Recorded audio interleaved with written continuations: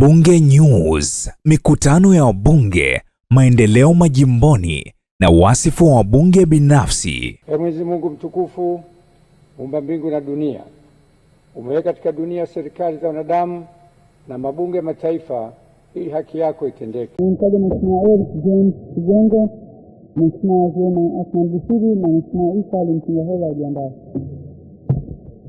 Mheshimiwa Mwenyekiti, kwanza nianze kwa kumshukuru Mungu kunipatia nafasi ya kusimama tena ndani ya bunge hili tukufu.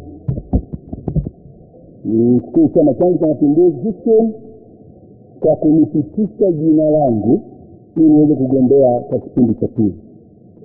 Kama mwenyekiti unaniona hapa leo, ina maana jina langu lilipita mbele ya macho ya mwenyekiti wa Chama cha Mapinduzi, na akaona ya kwamba ninafaa kuendelea kuwaongoza watu wa Bukosa kwa kipindi cha pili. Nishukuru sana Mheshimiwa Rais wa Jamhuri ya Muungano wa Tanzania Dr. Samia Suluhu Hassan kwa mambo mema aliyoyafanya kwenye taifa letu, mambo mema aliyoyafanya kwenye jimbo langu la Bukosa.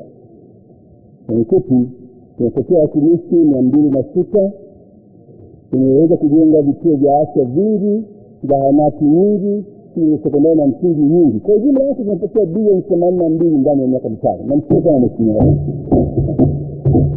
Mwenyekiti, nimeisoma hotuba hii vizuri sana na siwezi kuongea mambo yote ndani yake. Taongea mambo mawili tu, ukurasa wa 26 na ukurasa wa 14.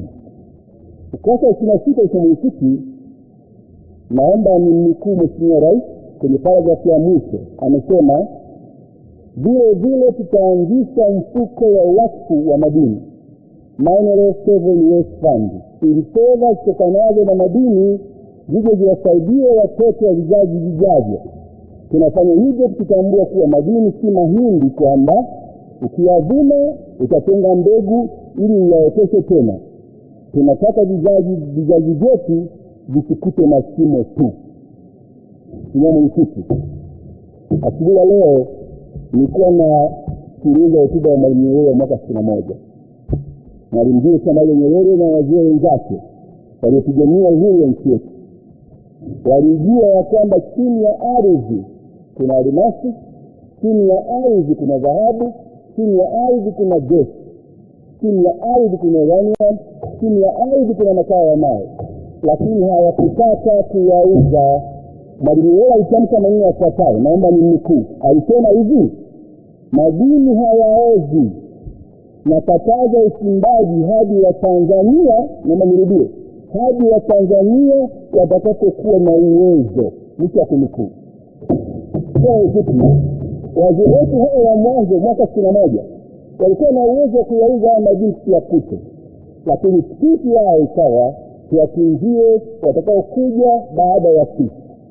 Vijana wa wakati huo wakishapata elimu ya kutosha waje wachimbe madini haya kwa ajili ya Watanzania. Hawakuwa tamaa wazee wetu. Mwenyekiti, miaka 25, miaka 65 baadaye tumesimama hapa. Wakati Mwalimu anatamka maneno hayo, nchi yetu ilikuwa bado iko nyuma sana. Ilikuwa na chuo kimoja tu, ilikuwa na chuo ya msingi ya 312. Ilikuwa wakati huo na umeme chini ya megawati 100, lakini hakuwa na haraka. Akasema tuachie sisi ili sisi tuchimbe madini haya. Miaka 65 baadaye nimesimama ndani ya bunge hili pamoja na nyinyi. Tumeyakuta madini, tumechimba, tumeiendeleza nchi yetu. Hivi ninavyoongea kwa mwenyekiti, umeme katika nchi yetu tumesikia megawati 4200. Ninapozungumza hivi sasa, vyuo vikuu sio kimoja sana, vyuo vikuu 50 katika nchi yetu. Ninapozungumza hivi leo, umri wa kuishi wa Tanzania umeongezeka kutoka miaka 37 mpaka miaka 67. Kazi ya madini haya ambayo wajezeeka hivi. Swali langu ni mwenyekiti, ambayo najiuliza ndani ya moyo wangu, ambayo nataka wabunge tujiulize, tunafanya nini sisi kwa ajili ya watoto na wajukuu zetu?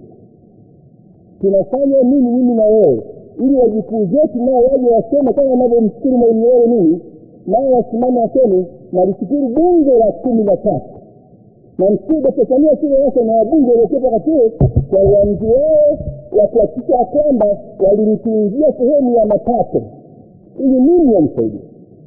Na mshukuru Mheshimiwa Rais sana kwa uamuzi huu wa kuanzisha mfuko huu, ili tunachokipata leo tusikitumie chote, tubatize kidogo kwa ajili ya watoto. Mheshimiwa Rais, kwa niaba ya vitu zangu asante sana. Mheshimiwa Bunge na waombeni sana kwa moyo mkujufu na kwenye uchefu. Naomba asante Mungu mkono Mheshimiwa Rais jambo hili. Ushauri wangu, hatuwezi kuwa kila madini, kila product iwe na mfuko wake. Mfuko huu unaoanzisha unaitwa Mineral Sovereign Wealth Fund kwa ajili ya madini pekee yake. Lakini mwaka 2014 kwa mliokuwa bungeni wakati huo mlianzisha kitu kinaitwa Natural Gas Resource Fund, ambayo matumizi yake ni sawa na kilichotamka hapa. Naomba Mheshimiwa Waziri wa Fedha, ambaye sasa hivi ndio waziri wetu, naomba sana tukiwe na mfuko kwa kila product. Natural Gas Resource Fund ya mwaka 2014 na sheria yake ipo iliundwa pamoja na hiki kilichozungumzwa hapa, sio mfuko mmoja. Mfuko huu mmoja badala ya kuitwa tutaweza kupata petroli leo, tutaweza kuwa na mfuko. Tukipata tukivumbua kinyume kesho, labda ni wani wamiona mfuko wake. Hatuwezi kuwa mfuko mingi. Badala yake tuwe na mfuko mmoja tu, na mfuko huu uite Natural Sovereign Fund. Fedha zikifanywa pale zinasaidia watoto wetu watakao kuja baada ya kifo. Hicho ni kitu. Hiyo ni jambo la kwanza. Jambo la pili, iko ukurasa 14. Ukurasa 14 ni kitu. Hotuba ya Mheshimiwa Rais imetamka maneno yafuatayo: mwelekeo wetu ni kukua kwa pamoja kwa uchumi unaovuta maisha ya watu mmoja, microeconomy, na uchumi wa jumla, macroeconomy. Sasa kile kile. Sasa kile wetu micro na uchumi wetu micro.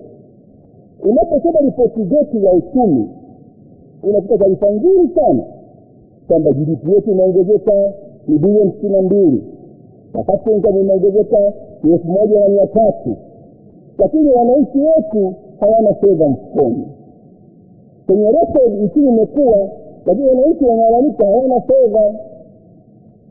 Hii tafanya kwa kitu na kubaliana kila kitu.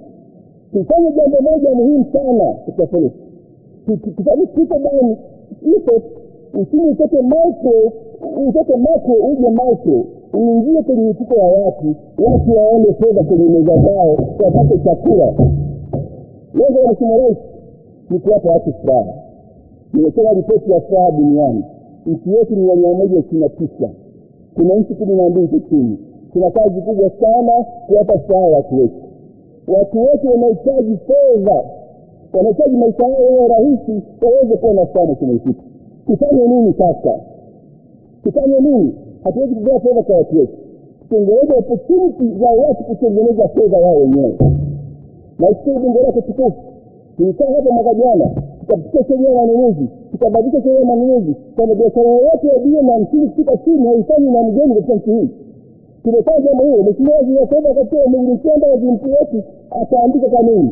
Leo hii Tanzania hakuna mtu mgeni afanye biashara ya bilioni 50. Na naomba sana Mheshimiwa Bunge tupandishe threshold kwa bilioni 50 hadi bilioni 100. Biashara bilioni 100 kufanya na mgeni. Ya kitu wa Tanzania wamechoka kuendelea kushuhudia wageni wanakuja hapa wanatajirika, wao wanabaki chini. Leo hii viwanda vingi sio mahali. Lakini kwa sababu kwamba watu hao ni wawekezaji, sio wawekezaji kwenye kitu, sio wawekezaji. Na namsikia Mheshimiwa Rais anaongeza mtaji wa wawekezaji kwetu kutoka dola bilioni 1 mpaka bilioni 6 leo tunaongea. Namsikia Mheshimiwa Rais. Lakini wakati napenda wawekezaji na wapenda watu wangu. Nataka watu wangu watajirike kwenye nchi yao. This is our country. Tunakitatua sisi wenyewe kama uchumi kwenye kitu the meaning of the economy. Hii ni nchi yetu. Sisi wageni ametulikodi. Lakini tamani watu wetu wasikie uchumi wa nchi. Watanzania wanadionea katika nchi yao. Wananchi tajiri ina kila kitu wanaweza kutajirika. Tuwasaidie kama hiyo fursa. Na Mheshimiwa Rais anaanzisha Samia Bond. kuwasaidia wakanda wake. Na Mtume Rais ameweka bilioni 200 kuwasaidia vijana wetu waweze kupata mikopo. Na Mtume Rais na bunge lake kuwasaidia local companies kuwasaidia Tanzania waweze kuchukua uchumi wao. Mheshimiwa Mwenyekiti, tusipowasaidia Watanzania tutatengeneza mazingira tukajirika, wataingia kwa maskini, wataingia na chuki. Tuwasaidieni waweze kukamata uchumi wa nchi yao. Digital economy tuwasaidie digital economy. Leo hii vijana wote wanajifunza katika mjini hawana mtaji, hawezi kwenda benki ya kukopesha. Wao ubunifu wao hiyo sehemu ya mtaji waweze kupatia mikopo na benki. Serikali itaanzisha Silicon Valley, walikuwa na Silicon Valley Bank kuwasaidia ubunifu wao. Tukipofanya hivyo, vijana wote watabuni product, watakimbia nchi yao. Benjamin Fernandes aliamka Nala, hakupata msaada, akimbia nchi nyingine. Sio jambo jema. Tuwasaidia vijana wetu watajike na nchi yao. Kama hiki tunaenda kufikia sasa. Baada ya maneno hayo, naahirisha shughuli za bunge.